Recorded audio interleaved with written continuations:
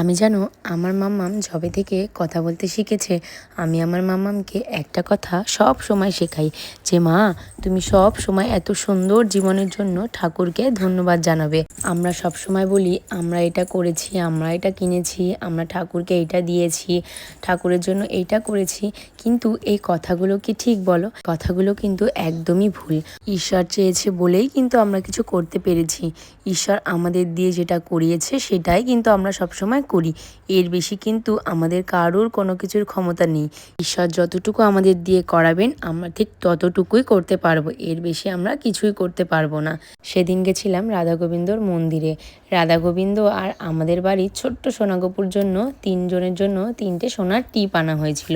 ঠাকুরের জন্য আনা সেই টিপ, ফুল, ফল, মালা, মিষ্টি সব কিছু নিয়ে আমরা সবাই পুজো দিতে গেছিলাম রাধা গোবিন্দর মন্দিরে।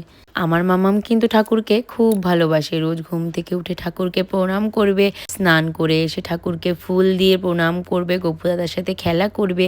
আর ওখানে গিয়ে মামাম এমনভাবে হাত তুলে রাধে রাধে করছিল, ঠাকুরের প্রতি মামামের এই ভক্তি দেখে ওখানে যিনি ছিলেন তিনি মামামকে অনেক ভালোবাসা দিয়েছেন আর খুব আনন্দ পেয়েছেন, আর মাম্মামকে অনেক আশীর্বাদও করেছেন।